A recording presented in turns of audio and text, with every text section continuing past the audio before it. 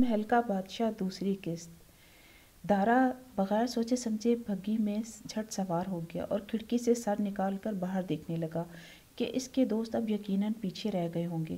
بھگی اب کافی تیز رفتاری سے آگے کی جانب رواں دواں تھی۔ دارا اپنے دوستوں کے بارے میں یہ سوچ سوچ کر مسکرا رہا تھا کہ اس نے اپنے دوستوں کو کیسے چکما دیا۔ چاند اپنے پورے جوبن پر تھا، تمام درخت اور جھاڑیاں چاندنی میں مکمل طور پر نہائے ہوئے تھے اور پگڈنڈی کا راستہ کسی خوبصورت خواب کی مانند معلوم ہو رہا تھا۔ کھڑکی کے باہر کے مناظر بہت سحر انگیز تھے۔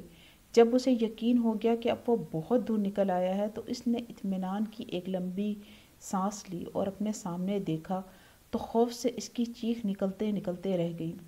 بڑی بڑی آنکھوں اور موٹے موٹے ہونٹوں والے دو سیاہ فام شخص اس کے قدموں میں بیٹھے ہوئے تھے اور اس کے سامنے کی نشست پر سر سے پاؤں تک سنہری لباس میں ملبوس کوئی شخص بیٹھا ہوا تھا جس کا چہرہ جالی دار نقاب میں چھپا ہوا تھا۔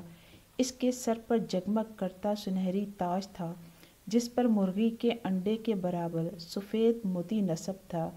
دارا یہ دیکھ کر بہت گھبرایا اور گھٹی ہوئی آواز میں سامنے بیٹھے ہوئے شخص کی طرف اشارہ کرتے ہوئے سیاہ فام غلاموں سے پوچھا، تم کون ہو اور یہ کون ہے؟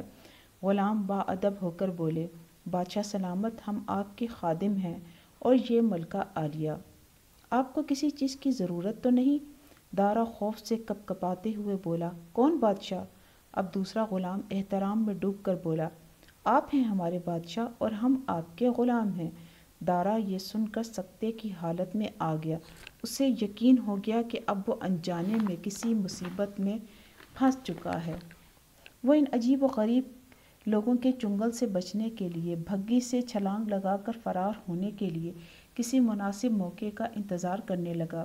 بھگی اس پگڈنڈی نما اونچے نیچے راستوں پر تیز رفتاری سے انجانے منزل کی طرف رواں دواں تھی اور وہ مسلسل خوف سے کھڑکی سے ناک چپکائے باہر دیکھنے میں مصروف تھا۔ سناٹا، خاموشی اور گھوڑوں کی ٹاپوں کی آوازیں اس ویرانی میں اور بھی زیادہ پراسرار اور خوف کا ماحول پیدا کر رہی تھیں۔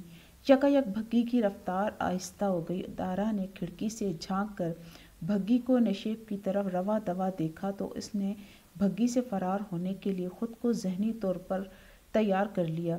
اسے اندازہ ہوا کہ بھگی بردار گھوڑوں کو پانی پلانے کے لیے دریا کے قریب لے کر جا رہے ہیں۔ چنانچہ جب صاف ستھرے پانی سے سیراب ہونے کے لیے غلاموں نے گھوڑوں کو کھول دیا تو دارا نے اپنے دونوں ہاتھوں اور پاؤں سے پورا زور لگا کر بھگی کا دروازہ کھول دیا اور نشیبی راستے پر چھلانگ لگا دی اور وہ لڑھکتے لڑھکتے دوسری جانب گرتا چلا گیا۔ کچھ دیر بعد اس نے خود کو سنبھال کر اٹھ کھڑا ہوا۔ اب وہ بھگی سے فرار ہونے میں کامیاب ہو چکا تھا۔ اس نے پیچھے مڑ کر دیکھا تو بھگی پوری رفتار سے مخالف جانب رواں دواں تھی۔ دارا اب مطمئن ہو چکا تھا مگر اب وہ گھر واپسی کا راستہ جلد از جلد طے کرنا چاہتا تھا۔ چاندنی رات اس کے لیے بہت مددگار تھی۔ ہر منظر نہایت صاف ستھرا اور روشن اور خوبصورت تھا۔ وہ اگر اس تنگ کچے راستے پر چل کر قریبی جنگل کو پار کر لے تو بس گھر کا راستہ تو بہت ہی قریب تھا۔ یہ سوچ کر وہ جنگل کی طرف مڑا جو زیادہ گھنا اور طویل نہ تھا۔ رات زیادہ ہونے سے پہلے وہ گھر پہنچ جانا چاہتا تھا۔ کیا میں تمہاری کوئی مدد کر سکتا ہوں؟ اس نے اپنے کپڑوں اور ہاتھ پاؤں سے مٹی جھاڑتے ہوئے آواز سنی اور پھر اپنے سامنے ایک نہایت باوقار عمر رسیدہ شخص کو دیکھا۔ دارا نے اپنے سامنے اس شخص کو پا کر حیرت سے سوال کیا، جناب آپ کون ہیں؟ وہ شخص سنجیدگی سے بولا، تمہاری طرح ایک مسافر ہوں اور جنگل پار میرا گھر ہے، بس وہیں جا رہا ہوں۔ دارا یہ سن کر خوش ہو گیا اور بےتابی سے بولا، یہ تو بہت اچھی بات ہے کہ مجھے آپ جیسا بزرگ ساتھی مل گیا ہے، آئیے جلدی چلیں اور اس جگہ سے نکلیں۔ وہ صاحب دارا کی بات سے اتفاق کرتے ہوئے بولے، ہاں بالکل، اور پھر دونوں درختوں کے درمیان صاف ستھرے راستوں سے گزرنے لگے۔